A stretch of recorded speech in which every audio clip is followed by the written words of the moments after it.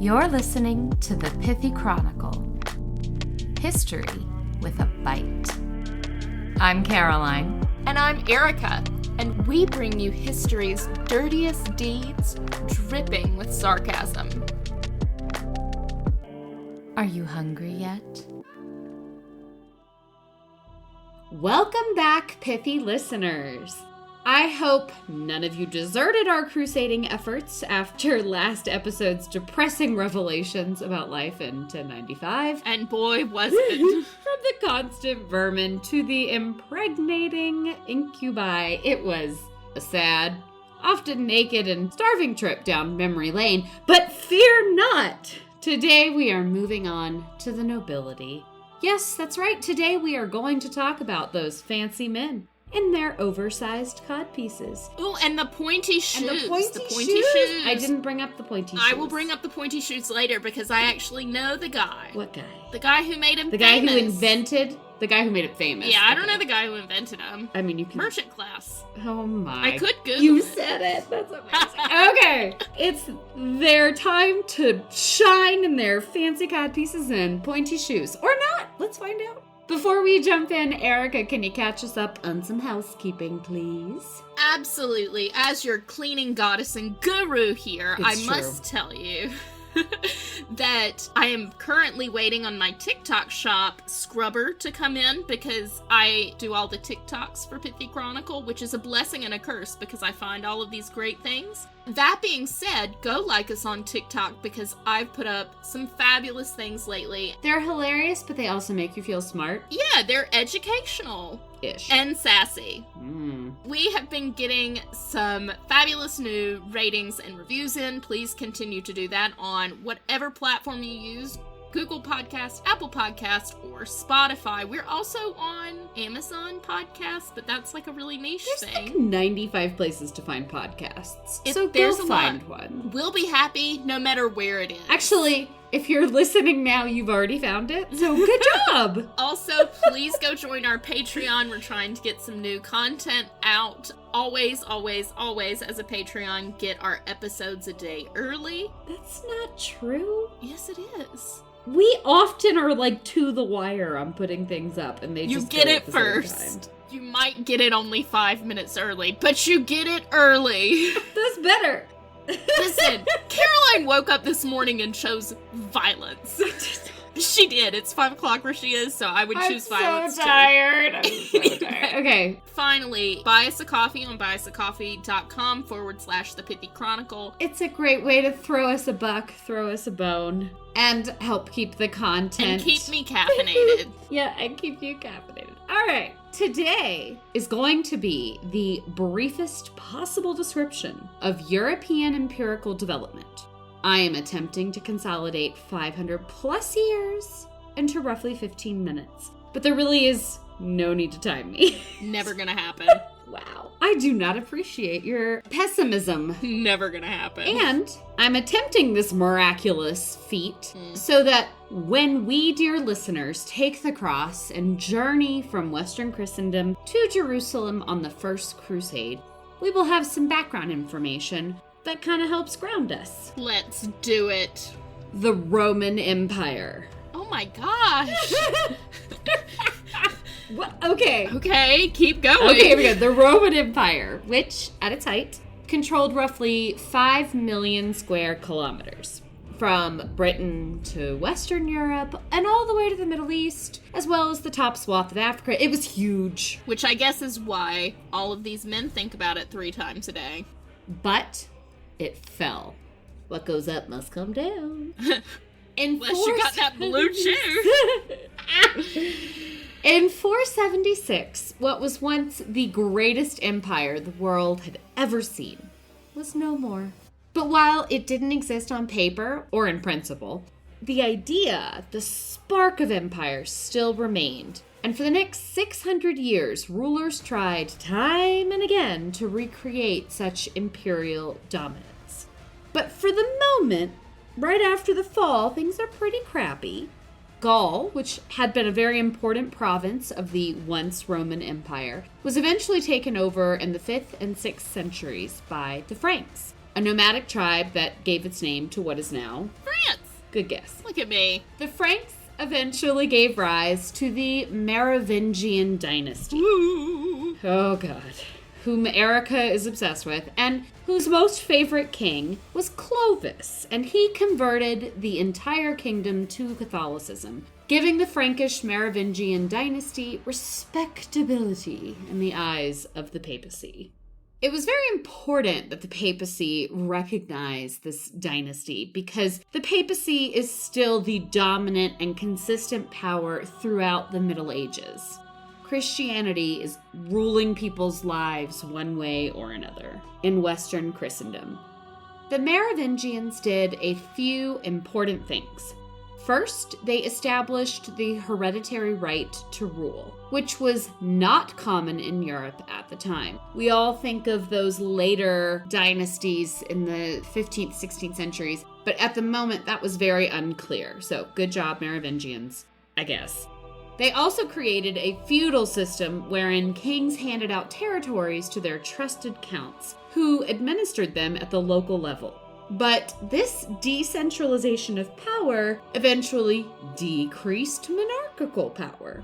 And as they say, all good things must come to an end, including the Merovingians, who were eventually deposed in 751 by their own administrators, who came to be known as the Carolingians. Mm-hmm. So awkward to be taken over by your basically housekeepers. I mean, it's actually pretty funny domes. because that happens again with the Stuarts. It's not uncommon that the people who are actually handling the day-to-day stuff and making the tough decisions and not just fooling around and fiddling with themselves on their throne, that they end up getting the power when all hell breaks loose. It also happens in the Islamic world, which we'll talk about next week. The Carolingians began as the major domos, or the household leaders of the Merovingian dynasty. But a succession of extremely able major domos and extremely unable kings consolidated power, and eventually Pepin the Short claimed the kingship as a result of his many victories. What a bad name, though. Oh yeah, the Carolingians tended to name their people after their faults. Most of their names are not all that flattering. At least we know now the origin of the Short King. Oh, the Short King that's trend. true. Pepin. And I mean, his name makes him seem short. It is a short guy name. Fairy-like name. Pepin. Pepin. Pope Stephen II legitimized Pepin the Short. Mostly because Pepin helped the Pope rid his lands of these annoying Lombards who were constantly marauding. And he gave the land for the Vatican. And then he gave the land that he saved to become the Papal States. So yes, Pepin had to earn his title, if you will. However it happened, Pepin, through this papal coronation, became a legitimate king in the eyes of Western Christendom. Goodbye, Merovingians. Hello, Carolingians. And while you might not have heard of Pepin, you've likely heard of his son, Charlemagne. Really? You're gonna sing it? Okay. You think he deserves song? I mean, he was not a good person, but he achieved some pretty great things. That's true. He is perhaps the greatest medieval ruler. He did so many good things, as Erica said, at least for himself and his empire. He campaigned tirelessly and advanced the frontiers of his empire in pretty much every direction. He recreated an imperial order in Western Europe for the first time in about 3 centuries. On Christmas Day of 800 AD, now you should be singing, Charlemagne was crowned Emperor of the Romans with a grand papal coronation in Rome. He was now the Holy Roman Emperor. This put him on a whole new level, close to the previous Roman empirical situation, but he was smart enough to insist on hereditary succession, no more of this democratic nonsense. Through his papal coronation, he also forever linked the fortunes of the Holy Roman Empire with that of the papacy. But all good things, again, must come to an end. Charlemagne passed on his hereditary empire to his son, singular, Louis the Pious, who, in the Carolingian fashion, his monarchical name instills very little of the military might that his father would have wished. Louis, the Pious, in turn passed it down to his sons, as in 3. It never works. It doesn't work. The Maravigians tried and failed. And rather than conferring the crown as a single entity with all that it entails, the grandsons of Charlemagne decided to divvy up the spoils. They clearly weren't history lovers. If they'd had any sense at all, they'd have looked back like just 1 century earlier to see what happens when you divide territories and lose centralized power. But hey, it's their choices, and they're going to live with the consequences. Boy, howdy. From Charlemagne's imperial visions of a Holy Roman Empire, we now have 3 smaller kingdoms: the Western Frankish Kingdom, the Eastern Frankish Kingdom, and Lotharingia. The Western Frankish Kingdom is what is today's France, sort of. We're just going to go with that. Yeah. The Eastern is today's Western Germany, Switzerland, and Austria-ish. And Lotharingia, which was named for Lothar, the eldest of the 3 idiot sons, was the Middle Kingdom, or today's Lorraine region. The borders, when drawn on a map, look a bit odd and haphazard, but it did make sense. All 3 brothers received roughly equal amounts of royal property, and the kingdoms took into account pre-existing vassaldoms, which was actually quite thoughtful of them.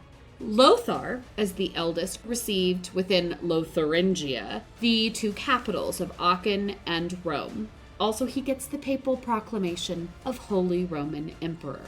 So now the Holy Roman Emperor really only rules over 1/3 of that little empire. Yeah. This division of Western Christendom pretty much defined everything that came after in terms of borders and lines, and it saw a shift from consolidated power to a feudal system wherein lands were granted as rewards for military service. As we discussed last time, coined money was extremely scarce in these dark ages, and kings didn't have a lot of it, and they also really didn't have a huge income. They just had a title, so they used these land grants to reward their supporters, and in return, these supporters fielded an army that could be called upon for military aid. Vassals swore homage to their lords, which was a religious rite sanctified by the Catholic Church and created a definite hierarchical status, if not necessarily a status of power, if that makes sense. Fiefs, or this feudal structure, became the political organization of medieval Europe, and as you might have guessed, the division of the Carolingian Empire into 3 separate but equal states plunged Europe into 100 years of civil wars, along with Viking attacks, Hungarian invasions, Arab raids, and so on and so on. Between 840 and 940 AD, Western Europe was continually under siege with itself. Kings and emperors lost control to their vassals at a far more local level. It was the vassals who actually held all the military force. So, when Pope Urban II preached for holy war in 1095 at the Council of Clermont, he did so to the 3 great monarchies that were slowly forming from the ruins of the Carolingian chaos: France, England, and the Holy Roman Empire, the much reduced Holy Roman Empire. We'll do France first, the leftovers of what was formerly that Western Frankish Kingdom. Ruled loosely, yes, thank you, ruled loosely by King Philip I. France, as we know it, was really just the traditional lands around modern-day Paris, and not like all of modern-day Paris, just the very center bits. It was honestly kind of a small town. Sorry, Paris. King Philip ruled by the right of hereditary succession, which again was a big deal. We will not see that everywhere, but he had adapted a very certain succession plan, so good on them. Philip and his ancestors actually weren't even descended from the Carolingians because that line had died out. In 987, Hugh Capet, Philip's ancestor, was elected by the French nobility, which gave him the royal title of king and was contingent upon the French Catholic Church anointing him. This gave the Capetian monarchy, Philip I, some influence over his lands in kind of a religious sense, but other than that, he was remarkably weak. It's just sad. A king with no power is just embarrassing. The Carolingian line, as I said, had gone extinct, and therefore the local vassals had become incredibly powerful. Counts and dukes, which are actually just old Roman military titles. I think that's cool. It is very cool. Now held authority as independent agents or rulers of their own territories. The major players in this French empire were Burgundy, Brittany, Aquitaine, Flanders, Toulouse, and Normandy. Normandy was actually a late bloomer. The Duchy of Normandy was created in 911 when the Viking leader Rollo, which if you've seen that show, The Vikings. Oh, I have. Oh, you have? Rollo was given the land in recognition of his military service. Maybe I'm just hungry, but every time I see Rollo, I think of the candies. Oh, Chocolate, and they have like Chocolate and caramel in the menu. They're so delicious. I mean, the irony that like very prickly man is now synonymous with a sweet and gooey candy. Technically an ancestor. Rollo was given the land in recognition of his military service. While most of the counts and dukes at least pretended to take the whole rite of homage seriously, Rollo did not. When told to kiss the foot of the French king, which I guess is like a thing that they used to do, and considering what they walked upon and with and in, no. Especially since the Vikings were so much cleaner overall than... Yeah, Rollo looked at that foot and said, hell no. Instead, he told one of his men to do it, and that Viking just yanked the king's foot, pulling him from his chair and forcing him over onto his back. So clearly, the king wasn't exactly scary or all-powerful. The newly minted Dukes of Normandy were Vikings that intermarried with the local population and adapted the local language. But they were still Vikings. And as we will hear next time in Erica's episode about the Byzantine Empire, when Alexios asks for Western Christendom's aid, he specifically asks for the Normans. He wants the Vikings. And that just did not go to plan. It did Spoilers. not. They didn't show up. Other people did, unhelpful people. The 6 leading nobles, known as the Peers of France, held strong authority, and while they technically owed liege homage to the Capetian King of France, the king in actual fact was entirely dependent on their goodwill and whatever marriage connections he could make. France was not governed from Paris. In fact, there really wasn't a France as we know it at all. Among the various duchies, there was no political, cultural, or even linguistic unity. They were very separate. So that's France. And now we're going to board a boat, cross the channel, and sail to England. Woohoo! Which is just what the Duke of Normandy, about 150 years later, William the Conqueror did in 1066. He showed up as Billy the Bastard and left as Willy the Conch. Agreed, but the Do you not call him Willy the Conch? We've discussed this on many episodes because Willy the Conch... That's his name to me. Willy the Conch. Willy the Conch. Every time you say it, I hear Willy the Cock. I'm sorry. Which... It works well with Willy, and so... anyway, he came in 1066. Previously controlled by Anglo-Saxon kings, England was already very well structured via shires and counties, and William immediately and dramatically took England and brought over that feudal system he'd inherited in Normandy. But unlike the lazy Capetian kings, William and his heirs kept very close tabs on their vassals, maintaining one of the most effectively ruled kingdoms in Western Europe at the time.